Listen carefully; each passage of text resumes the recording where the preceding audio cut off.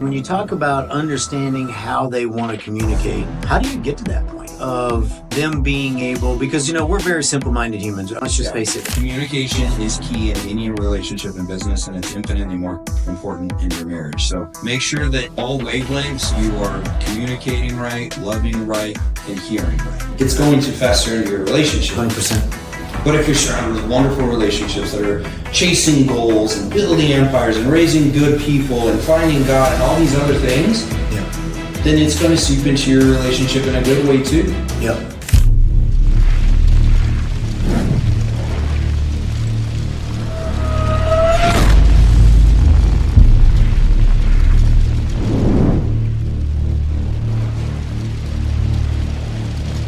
Yo, what's up, guys? It is Burn the Ships podcast here. We are going to talk today a little bit about a thriving marriage from a man's perspective. As always, I am joined by my man, Mr. Chad Cabalka. I love him to pieces, one of my best friends. Man, it's an honor to be able to do these with you, bud. Every single time, I just feel like, man. Such a blessing. Yeah. Being able to do these things with you is such a good thing for my heart and my soul. Hope that y'all get a little bit out of these too. But yeah, man, let's get into it. One of the hardest, most complicated, most difficult, beautiful things somebody will ever do is get married. Let's talk a little bit about marriage from the male perspective and how to keep it fresh, keep it happy, and please our better halves. Because let's face it. Or just some of the stuff that we do, right? And the thing is, what I love the most about these podcasts is when we start talking about it and we put it out there, a lot of times, guys, we realize in these things, we definitely realize that we need to sharpen our pencils too. We talk about it in every single one. It's not like we're great at all these different topics, but when we start talking about it and you kind of put it out there, you start thinking, man, I need to sharpen up there. Man, I need to do this a little bit differently. And so we learn and we grow from these just like you guys do. It's the great thing about it. Shoot, man, let's dig in. Where would you like to start? Well, I'm going to start from my personal experience of what was hamstringing my relationship without even knowing that it was. Even if she told me, I would think that we would be doing good on it when we just weren't. And that's communication. That is something that somebody, I don't know who wrote the book, but somebody in the 90s wrote the book, Men Are From Mars and Women Are From Venus. And that is so, in fact, I always thought that my wife and I had really good communication. But from her perspective, we didn't at all. And it got to the point where there was a lot of built up resentment, and then things start shutting down, and it was completely inadvertent. I was not communicating to my wife the way that she needed me to be communicating to her.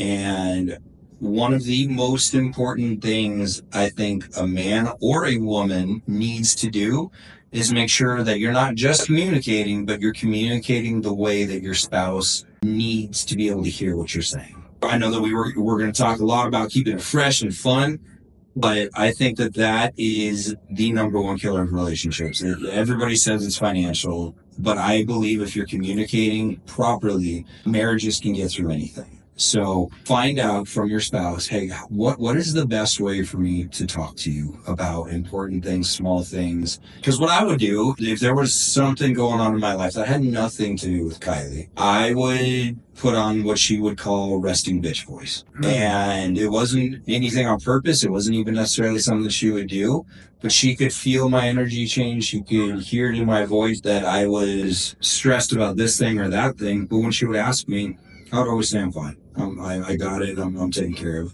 But what she wants to be a team player. That's something that I think Kylie and I do very well is we support the hell out of each other, but I wasn't letting her in to support me the way that she wanted to. So the number one thing I think couples need to do is make sure that you're talking to your spouse the way and hearing them the way they need to be heard.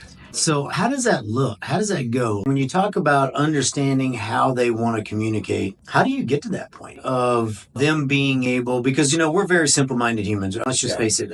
To me, I literally can go to therapy and Rachel and I can sit down with Eddie and Eddie can say, Garrett, do this and then I'll do this. It's that simple. Yeah. Like I don't. You're an action plan. Yeah. And so. You give me tactics. That's your word. You give me my tactics and. Right. So when you're trying to get those actions from a more complicated human that doesn't just give you the simple bullet points, how did you get to the point where you understood how Kylie wanted you to communicate? Honestly, therapy was a big help to it, but we got to the point where stuff was pretty rough, and I had to take an honest look in the mirror and realize a lot of it. When people are ever going through something, they like thinking the other person is to blame. And what she was requesting of me was pretty damn simple, but I was constantly getting my own way. So the number one thing you need to do is what I kind of already mentioned, and that is ask them, how do you need me to communicate with you? And then not like a mean way, well, how do you want me to talk? Like, Yeah. no, if you do that, tone always has you have already sunk your ship before you can step on board. You need to come to them in a very loving way and say, hey, look, I love you, and I can tell that I'm not doing something for you. I want to do a better job communicating with you, and I want you to feel heard, and I want you to hear what I'm saying. So how can I do a better job? Circles back to our last video when, I don't know if any of you watched it, but we talked a lot about loving on our clients, and I would call people and say, hey, I want to do a better job loving on you. We do that in our business, but then we don't do it with our spouse. 100%. And when you're going through the mundane monotony of life and getting the kids here and doing business, you stop really listening to the other person. You have talks, but you're not really hearing them. So when the kids are to bed, when there's no distractions, you're not doing it while you're watching your show. Actually, how about you sit down and be like, look, I love you, and I want us to be amazing and the power couple everybody thinks we are. How can I do a better job of communicating with you? And if you ask them, how can I do a better job of hearing you? I'm now talking to myself. I'm going to do this on the way home.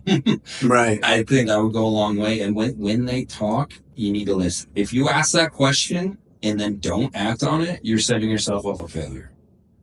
And then even doing maybe a check-in every couple of months or something, just like, hey, I know we had this conversation last month, and we had a great conversation on how to communicate what you needed as far as to be heard and whatnot, but to even check back, how am I doing? Yeah. I mean, on a scale of 1 to 5, how am I doing? And be honest, right? This is a no, you're not going to hurt my feelings. I want to make sure that if I'm putting in the effort, I'm putting it in the way you want it, right? And that we're getting the result that we're wanting to get here. Right. And, like anytime when it comes to communicating with people, you can hear how they want to be communicated with, but sometimes it's not exact, right? Maybe you're missing the mark just a little bit. And I think that check-in is huge. And again, I almost feel kind of like a fraud with this conversation because I don't feel like I'm the best at it. I feel like Rachel and I could definitely do a better job of communicating with each other like this. Thank God we have Eddie. And, Eddie navigates a lot of this with us, and it's made our relationship super strong. But again, Eddie knows me, and Eddie can hear her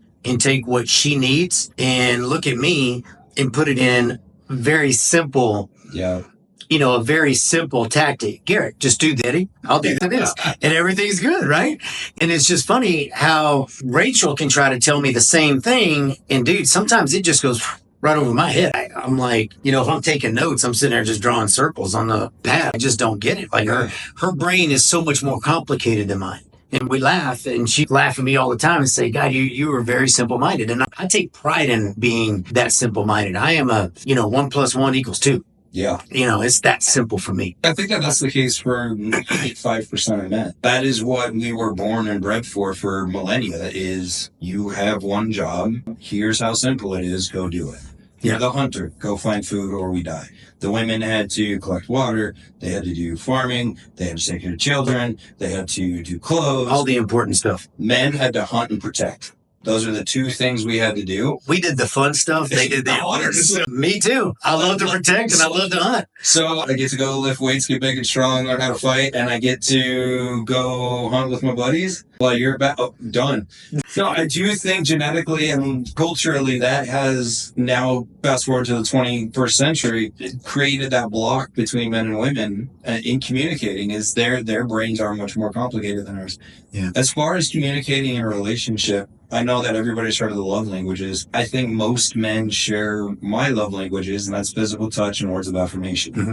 So if my wife comes up to me and gives me a hug and says, thank you so much for everything you're doing for our family, I love you, or gives me a hug and says, whatever you're doing at the gym, it's working, keep doing it.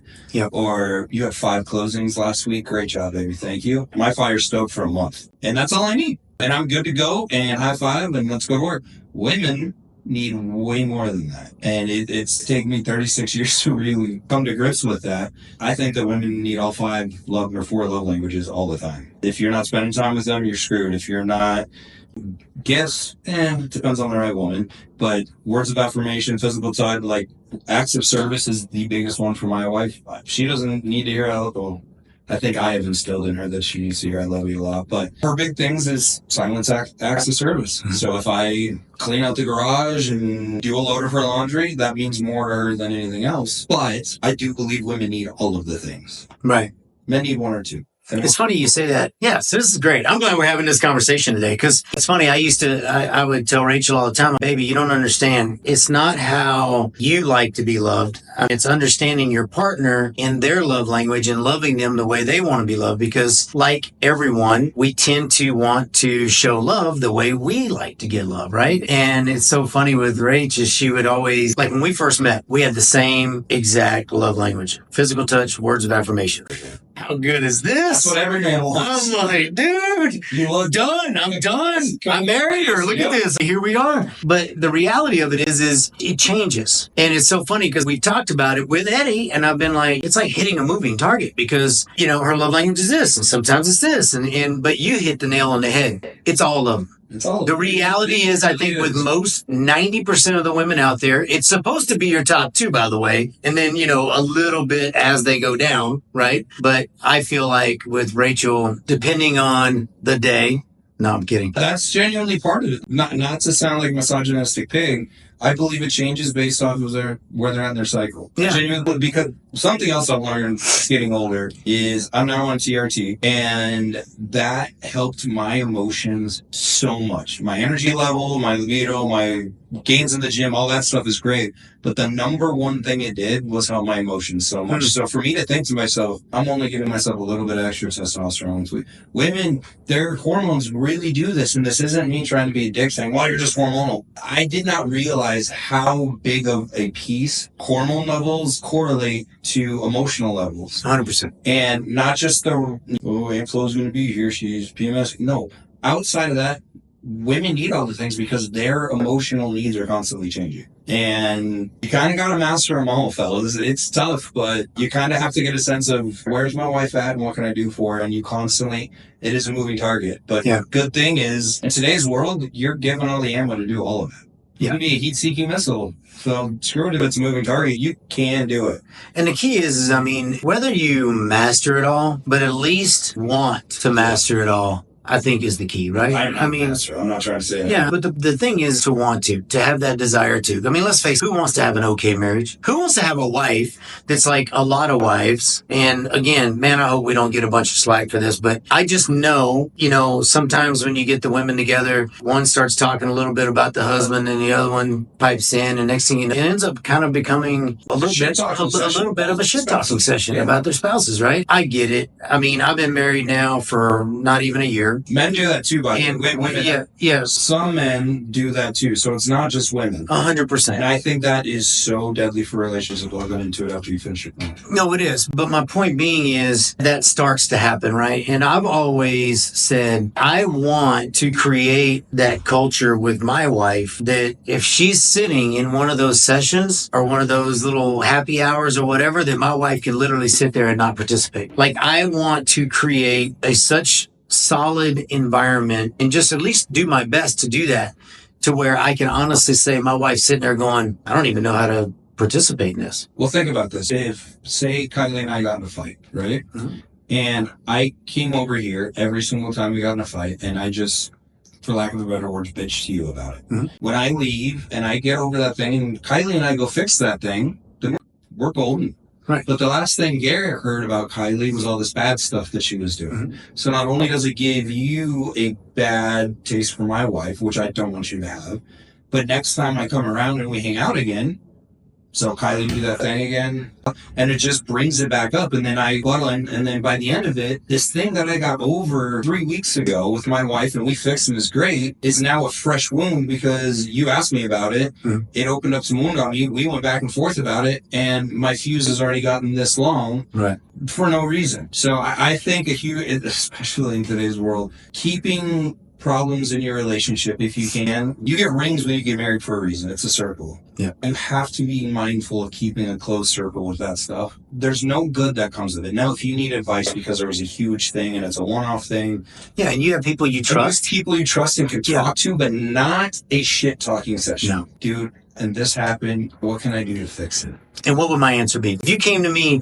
2 times with the same problem, what would my answer be to you? Probably get Kylie and go to Eddie because this is bigger than that problem. Yeah, or fix it. Yeah, I mean, That's always my simple question, right? If it's not what you want it to be, fix it. That would be your answer, number one. But if the problem kept coming up, right, be like, dude, you need additional help. Go get some help, man. But the big thing is so many people want to be part of the problem, but they don't want to be part of the solution, right? People want to bitch about whatever the problem is, but they don't want to fix it. Right. And to me, it's always, dude, just fix it. Whatever it takes, fix it. That's right. Learn the love languages. You do more. If it's, you got to strive to master all of them. What is there, 5 love languages? You got to master all 5 of them. Master all 5 of them. Whatever it is. I know no one. Affirmation, physical touch, quality time, acts of service, and gifts. Yeah, it's fine. But that's my thing, man. If it's not working, put in the effort and fix it. I think the real problem that we have today when it comes to keeping it fresh and all that, and this is coming from a guy's perspective, right? We all get so wrapped up in work and other things, the easier things,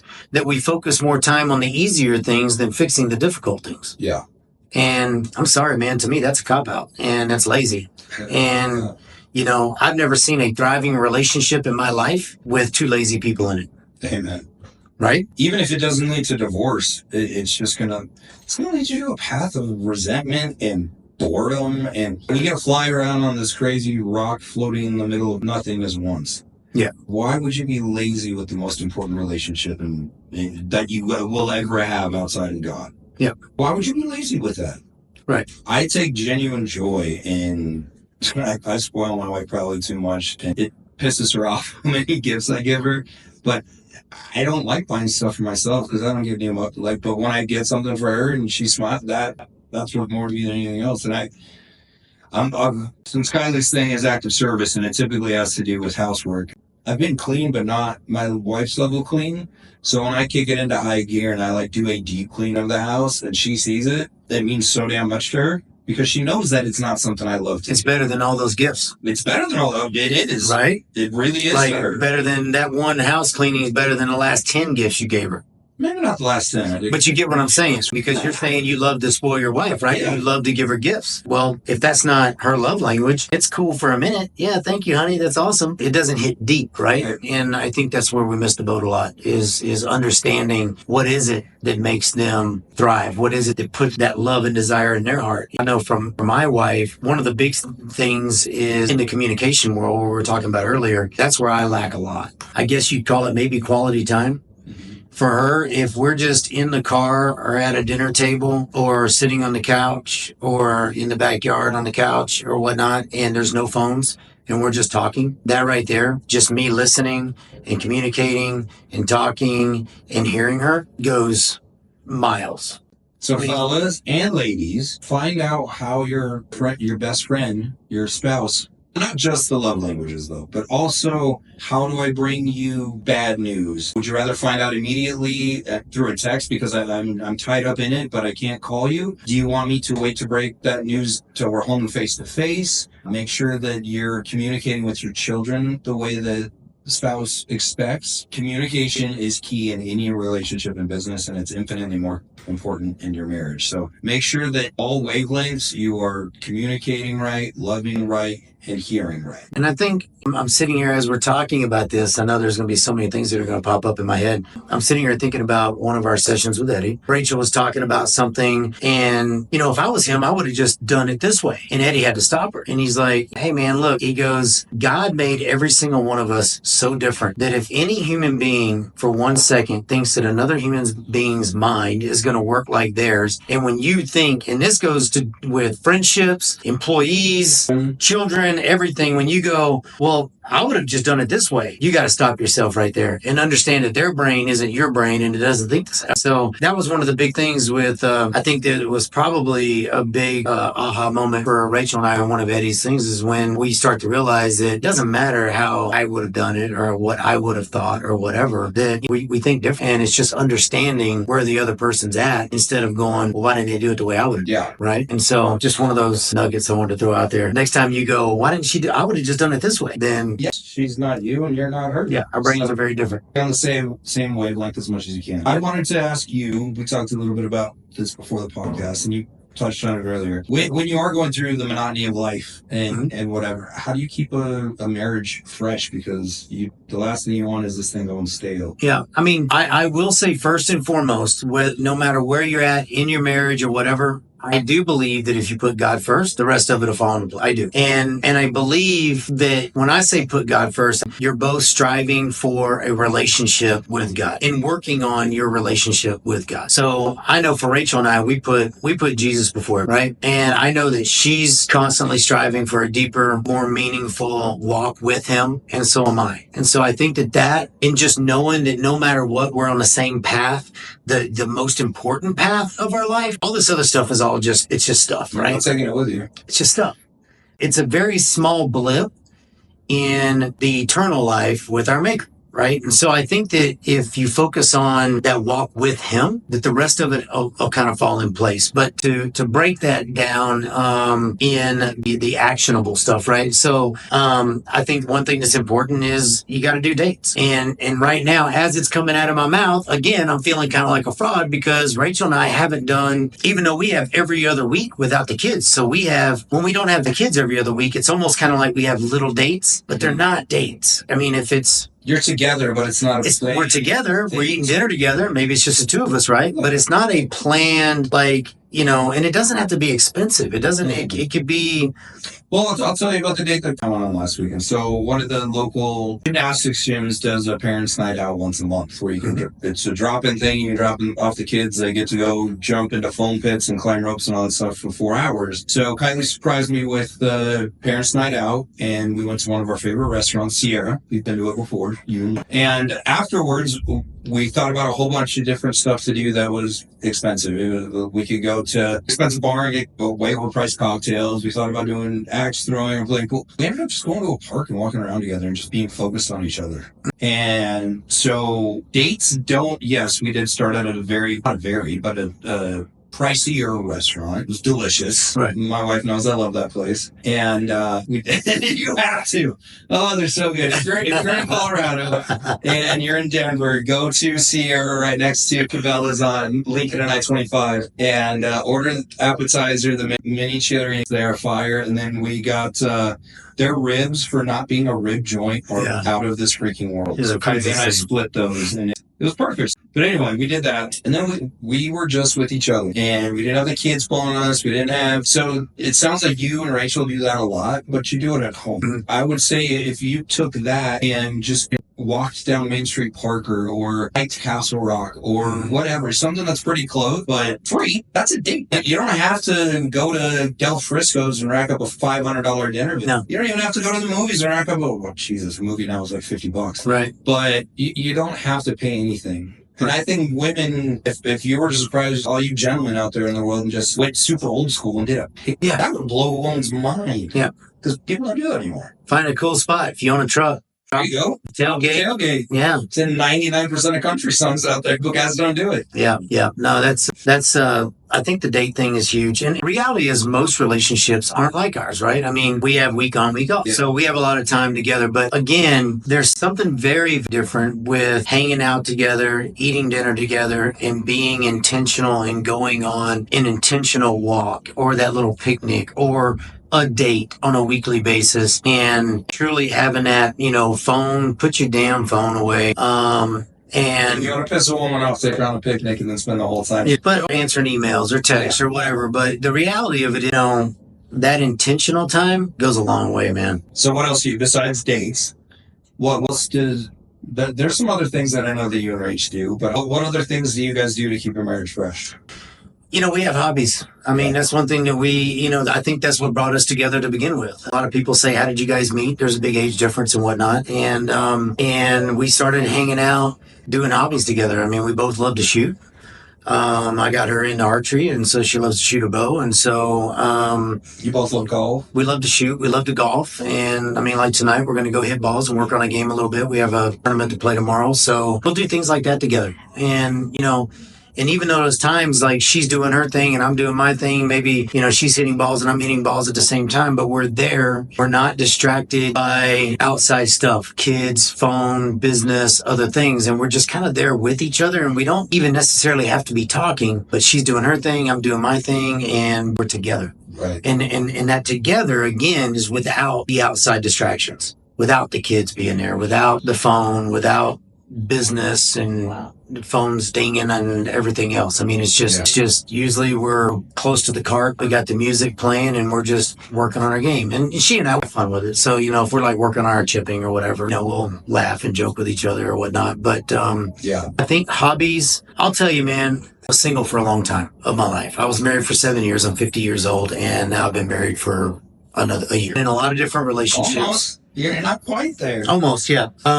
Been in a lot of different relationships. And, I can tell you, I've been in some really good relationships with some really good women in my life. And the thing that I look back on and go, what is the big difference? The big difference is none of those relationships I ever had, never remember having another girl that loved to go shoot sporting clays or go shoot ARs or work on our handgun skills or play golf or shoot our bows or, and Rachel loves it just as much as I do. So it's like, to have those hobbies together, I think that's one of the most important things. Like when I look at old couples, and I'm talking about couples that have been together 30, 40, 50 years or whatever, and they're like old and in love and happy and I'm sure grumpy and all that stuff too. But you look at those couples, they do things together. They golf together, or they pickleball together. Whatever it is, they have a hobby that they both enjoy doing. And I think it's crazy in today's world how many couples I know where the husband's always off doing their hobbies, the wife's always off doing their hobbies, and they don't really have any hobbies together. I don't know how they do it.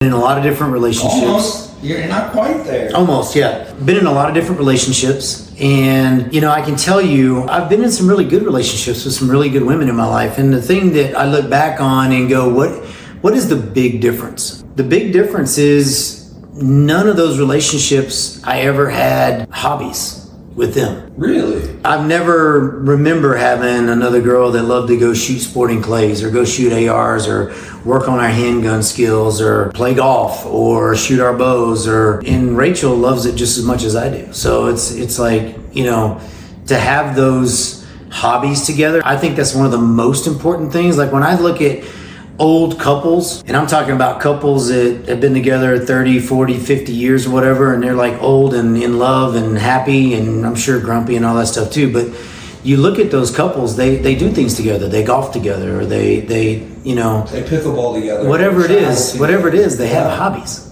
that they both enjoy doing together. And I think it's crazy in today's world how many couples I know where the husband's always off doing their hobbies, the wife's always off doing their hobbies, and they don't really have any hobbies together. And I don't know how they do it. Yeah, quite honestly. I mean, that's one of the things that attracted me to Kylie, is we share a ton of similar interests. We both love travel, we both love camping, we both have different hobbies that come and go along the way, but at the end of the day, like, we have a lot of similar interests. I wish she loved Broncos football as much as I do. Not right now, but sorry. I'm sorry you love Broncos football. I know. Hey, we had a Super Bowl this decade still. That's fading quick. But yeah, having that hobby with your significant other, it makes it really easy to keep it fresh. Because when you're together, it's not like, if I'm not saying if you married somebody who doesn't have the same hobbies as you, you're doomed. What I am saying, find one. Yes. Find one. I mean, you're not doomed, but find one. If Kylie loved ballet, and that's the only thing she wanted to go watch, you'd have to figure something out.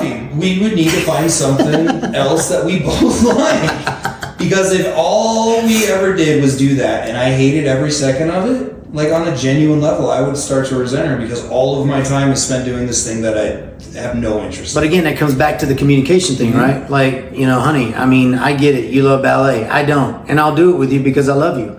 But we got to figure something out that we both enjoy doing. Yeah. And when you think about it, that is such a big thing. I mean, it could be walks.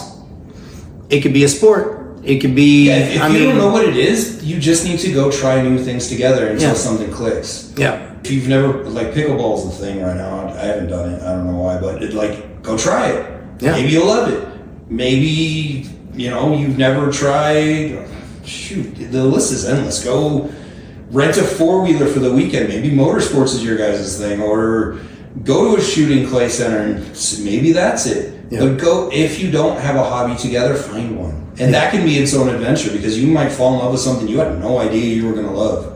And then you're the guy at the pickleball court with the sweatbands on and the $500 racket, and it's your thing now, right? Or you're the guy buying a new Benelli $2,000 clay shooting gun. Yeah. Because you had no idea that was going to be your thing, but you went on all these little adventures together to say, I love football, you love ballet, you hate football, I hate ballet. Let's figure out something together. Yeah. And if you don't have that thing and you're the person coming to the table saying, look, we have different hobbies, I want to do something fun with you. Let's figure it out.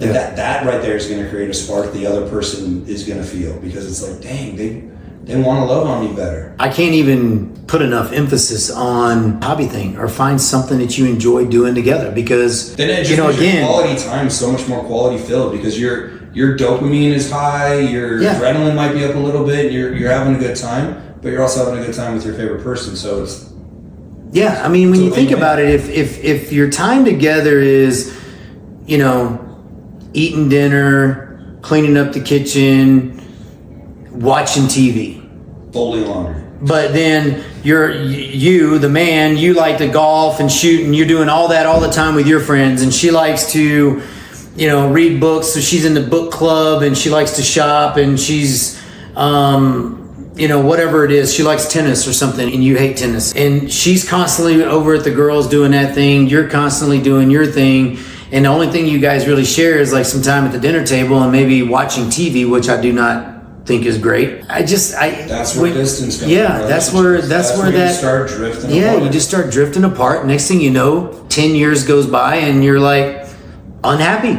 Yeah. And then all of a sudden your wife sees the hot tennis player guy at the tennis place, and next thing you know, she's like, well, damn, that dude's cute and he plays tennis. He likes tennis, yeah. Or, the dude sees some hot chick on the golf course that likes to play golf. It's just not good. I'm not saying that you should do everything together. Absolutely. I do a lot of stuff with my guys. But you got to have that guy time. Women need to have girl time. Yeah, but you got to have that thing. You got to have that thing that.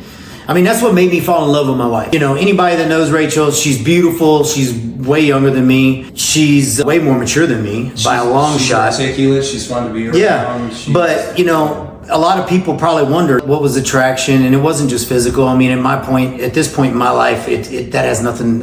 Has a lot to do with it, but it doesn't have everything to do with it. It was that for the first time, I had somebody that I could see doing the things that I enjoy doing for the rest of my life, right? And I'm like, dude, it'd be kind of cool. Like I could see us going on hunting trips together. I could see us going and doing competitive shooting together, and I see us traveling around and having a golf buddy, right? Where I didn't need to be with my buddies all the time or whatnot, that I could literally go on a trip with my wife and have a golfing buddy. And so that was the thing, man. For me, I saw that, and that is where I was like, dude, this is what I want for the rest of my life. And so, the advice that, I could definitely give on this is just find some things that you enjoy to do together that you could do for a very long time. When I went, it was a summer, I don't know, it was probably like 3 summers ago when I was just obsessed with golf. And so every weekend, this is when Bo was starting doing tournaments and whatnot, I try to get out and play 9 holes the very first tee time in the morning. So in the summertime, it's like whatever, 7 o'clock, 6:45, whatever the first tee time is. And it would always be, I would just jump in with whoever had it. And it would always be like some older couple. And you'd have some older couple, and then, me, I'll talk to anybody. So of course you're playing golf with them, you're going to talk to them. How long you been married? And they've been married for 20 or 30 years, and they're out there playing golf and having a good time together, at later in life. Yeah, I think it's pretty rare that you see a lot of older couples who let the hobbies go opposite directions, and by the time they're that age, there really is, even if they're still married, there's a chasm of space between the two of them. Whereas, like with my grandparents, RVing is their thing. they're on each other's hip all the time, and clearly still in love with each other. And finding that hobby that you can do together that you love, I think is massive. It's massive. It keeps it fresh. Because when all of this fades, when I'm 75 and fat and wrinkled and yada yada yada, having a best friend that loves the same things you do, that's where you get longevity. Yeah, it is. And that's where, you get to spend that life. You get to honor those vows, right? Yeah. Yeah. And another thing, and it's not something I want to turn this into, but the sex life has to be good. I was about to touch on it. And you have to keep that fresh, and that's got to be good. For Rachel and I, it's really good when she feels connected. I think huge in a marriage is, the intimacy. The sex, the intimacy, the touching, all that stuff, veer away from that, or it just kind of fades. I think you got to keep that fresh too. I know with Rachel and I know that when she feels emotionally connected is when that's just, right, constant, right?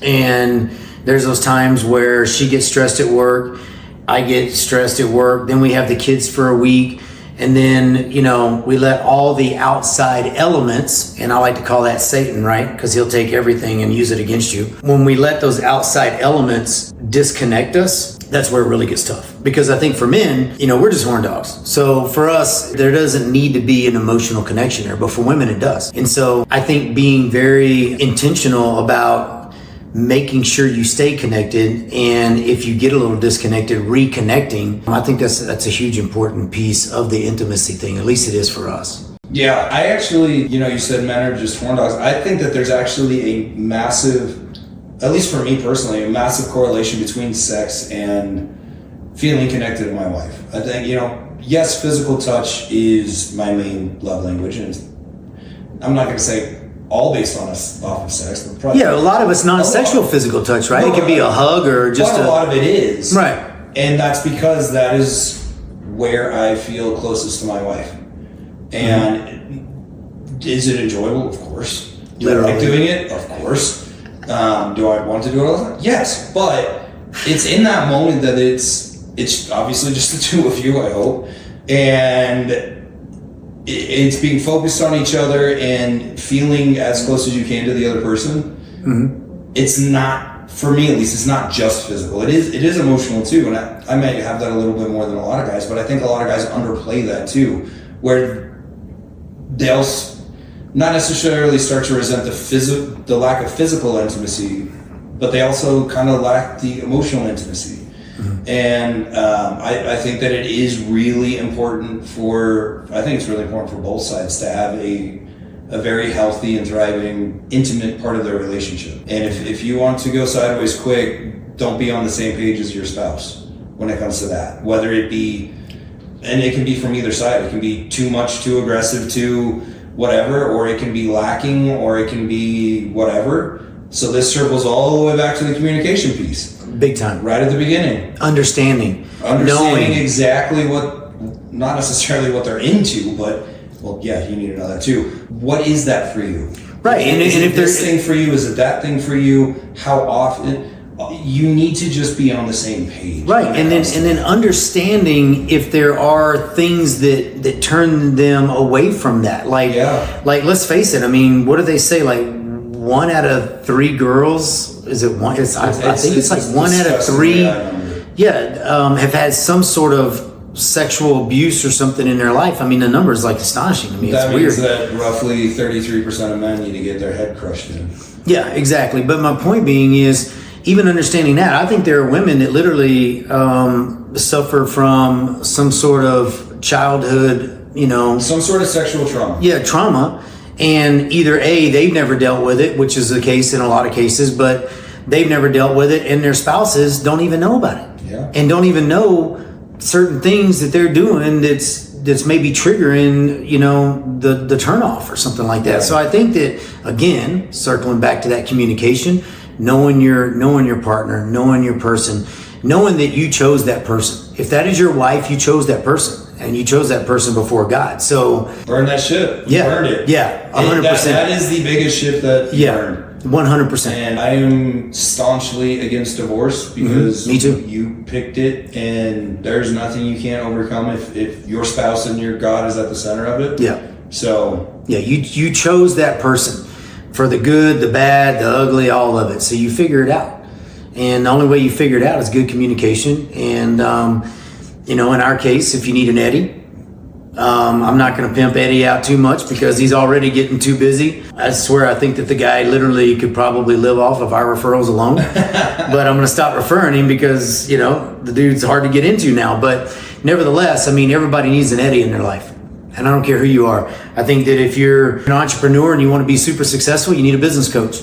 You want to be in super good shape and live to die young at an old age, you need, health coaches and things like that in your life. I think that everybody needs, to put God at the center because that's the most important thing. You need a good church. Shout out again, Red Rocks. I will pimp out Red Rocks till the day after. All day, every day. Sean. Yeah, we'll make that church as crowded as we can make it. Yep, 100%.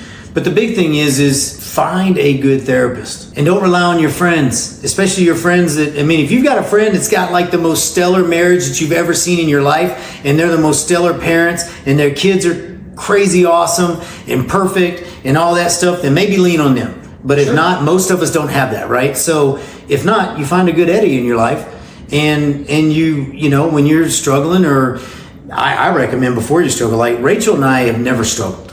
We've been together for 4 years. We've been married for 1. So we've never really struggled. We've had moments, we've had, there's those times where, you're off a little bit, right? But real struggle, we haven't seen yet. But the reality is I don't think we ever will because of 2 things. One is we always put God first. And number 2 is we see Eddie regularly, even when we just have little things. Mm-hmm. Like it could be like it's like going to a doctor for a checkup. You don't just go to your doctor when you're dying. Yeah, it could be like go to make sure your blood's in the right spot. Exactly. Your hormones are good. You're making sure everything's on the right plane so that you don't get a surprise. Oh, you have cancer. You're staying on top of it so that it's the same thing in your relationship. If you're going to therapy, if you're seeking counsel from, like you are one of my main counselors in my life, seeking counsel from you or somebody else, then you're eventually going to get hit with something. Yeah, 100%. And like the other day, I don't know, it was a couple of weeks ago, 3 weeks ago, Rachel and I got in a little tiff in the car, and, it was one of those things where I'm like, babe, let's just shelf that for Eddie. Because honestly, I feel the way I feel, you feel the way you feel. I'm not going to really change the way I feel, and I know you're not changing the way you feel because she's stubborn. And it was one of those things where I just did not see it becoming anything other than just a bigger argument. And so it was like, you know what, let's shelve it for Eddie and let's talk about this Eddie. Mm-hmm. And just because, I know that he can help us both see something that the other one's not seeing. And so, I honestly, I really don't ever see us getting into, I think, some sort of a tragic moment in our marriage because we won't allow it to get there, if that makes sense. That makes complete sense. We just won't allow it to even fester to that. We get just a little bit off. We're like, man, let's go see Eddie and figure this out. Mm-hmm. And we do. And it's because I'm simple.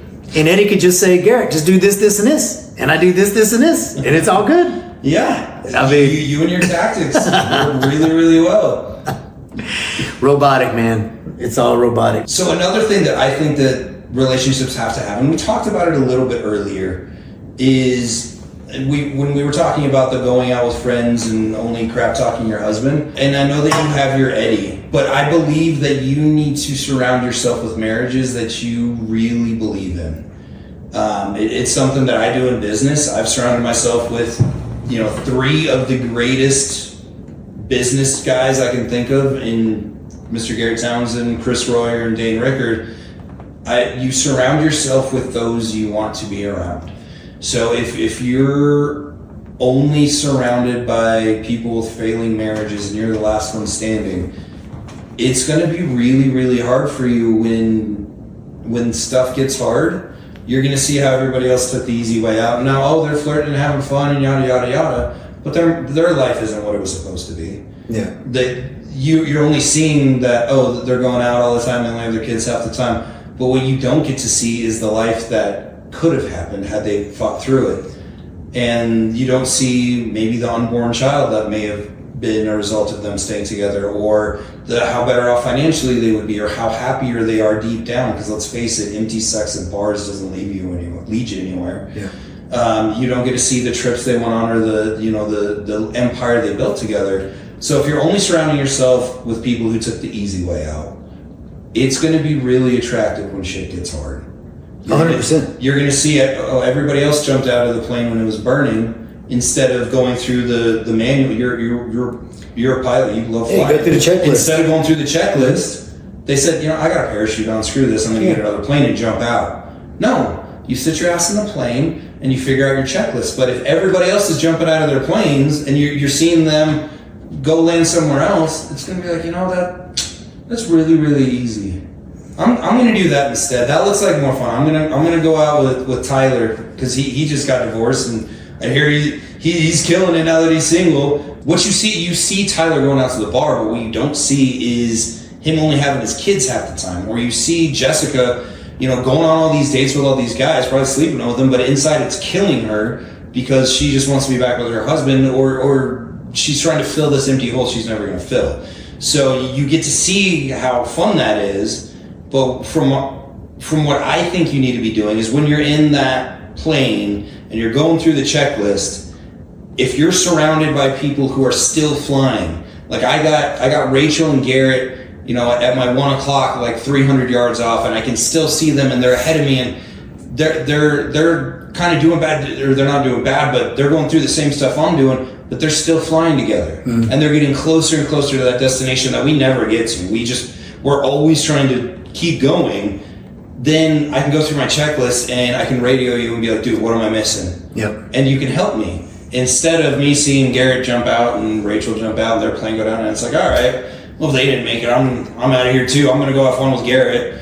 I think it's really important that, and this doesn't mean that if your friends get divorced, you can't be around them, or if they don't have the greatest marriage, but it almost does. I am very intentional that the 5 closest people around you is who you are. Mm-hmm. I think the 5 closest marriages to your marriage is what your marriage is going to end up being. Yeah. If it's always a shit talking show and always fighting or getting drunk and breaking things, and if it's always that mess that you're around all the time, mm-hmm. it's going to fester into your relationship. 100%. But if you're surrounded with wonderful relationships that are chasing goals and building empires and raising good people and finding God and all these other things, yeah, then it's going to seep into your relationship in a good way too. Yep. So if your friends are going through it, don't abandon them. That's not what I'm trying to say.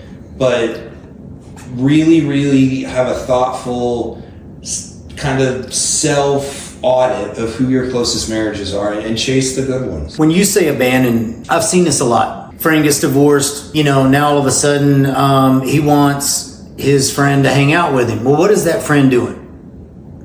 That friend wants to go out to bars. That friend wants to go chase women because he's single now. And honestly, be the man that says, dude, I'll hang out with you. I'll go play golf with you. Mm-hmm. You can come hang out with me and my wife. You don't have to be by yourself. But if our friendship is me going and hanging out at a bar chasing women, dude, that's not me. It's not good for my marriage. It's not good for it's not who I am. It's not who I want to be. And just stand up. Mm-hmm. And just because I know a lot of guys that won't do that. They'll go to the wife and say, oh, so-and-so's hurting. I think it's really because they just want to go out because maybe they have their own issues, right?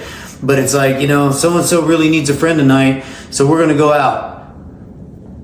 I'm sorry, man. I'm not that guy that thinks that's good for any marriage. Mm-hmm. To be that friend. Tell them to go find go find another divorced friend. There's plenty of them out there. Right. Or go find a single friend or something like that. But I'm just telling you right now, if you have a buddy and he's getting divorced, or if you're a woman and your girlfriend needs you to go out with her all the time, because that's not good for your marriage. I'm just telling you that now. I mean, go find couples and healthy couples and go out and hang out with healthy couples. And that doesn't mean you have to hang out as healthy couples together. Like you and me can go play golf, and Rachel and Kylie can go get their nails done. And then we meet for dinner. Surrounding yourself with people with the same aspirations as you. And that is till death do us part. Yeah. And that's what I know. That's what you and Rachel want. That's what Kylie and I want. Yeah. And So, and the difference, and the difference is this. Yeah. And I'm not trying to interrupt you, but the difference is this, because I don't want to lose this thought. The difference in that divorced friend and you going and hanging out with him, and just to say that maybe you are having a problem. What's that divorced friend going to do? He's going to try to convince you to get divorced. Dude, it's awesome. I'm out partying all the time. I'm meeting this girl and that girl. I got all the sites. And you go out with me and you got a problem in your marriage, and we're on the golf course together. What am I doing? I'm trying to tell you you're going to fix it. Yeah. We're going to fix it. We're going to figure it out, right? We're going to fix it. Yeah. So, again, man, that dude, that's important. Like, that is greatly important to, and often overlooked, and people will a lot of times pick old friends over their spouse. I don't want to say pick over, but I kind of am. Sometimes you have to say, for the betterment of my marriage and to the person I'm committing everything to, financially, spiritually, emotionally. Mm-hmm. Sometimes, as hard as it is, you have to say goodbye to other friends to make sure that they don't affect your relationship. It doesn't happen often, but you also have to be man enough to know when it's time. Yeah, 100%. Where if this guy is going down, I'm gonna be there. I'll call you. Like we'll do that thing. But dude, I'm not going to downtown Denver on a Saturday night till 1:00 in the morning. No.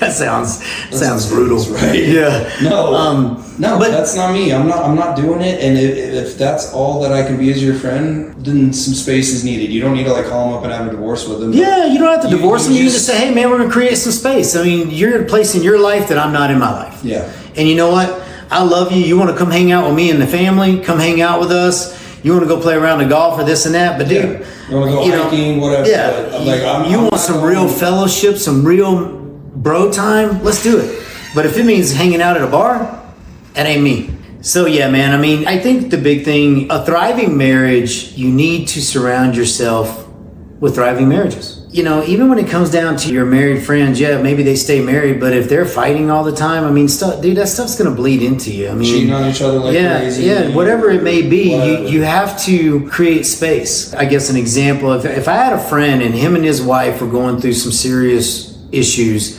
I know Rachel and I would be there 100%, right? And it would be like me talking to him and Rachel talking to him.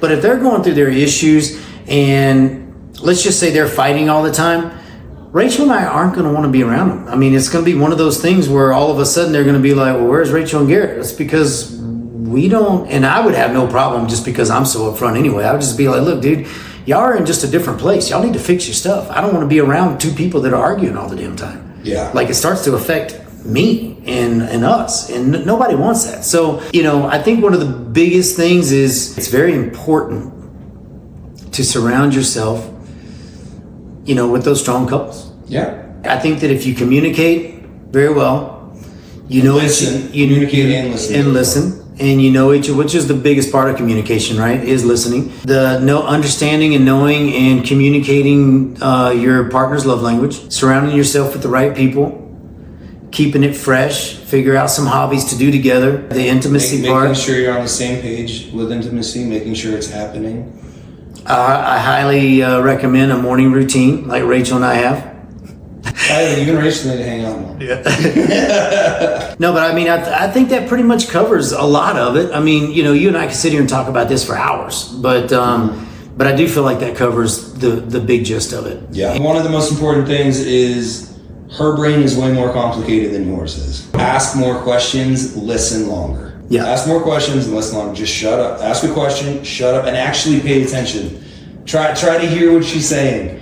That can be really hard because sometimes those answers get really long, and we have the attention span of a freaking gnat. You see your foot start to tap. Yeah. You're like, okay, how long is this gonna go? No, it's just trying to remember all of it. Okay, I got it. And I also think don't miss an opportunity to tell them that you love them and how important they are. Yeah. You can't do it too much. You really can't. Kylie and I say I love you on every phone call, and we've been together for coming up on 14 years. Wow. And saying I love you at the end of every phone call. We do it purposefully because when I was in high school, I had some friends pass away, and I told myself I was never.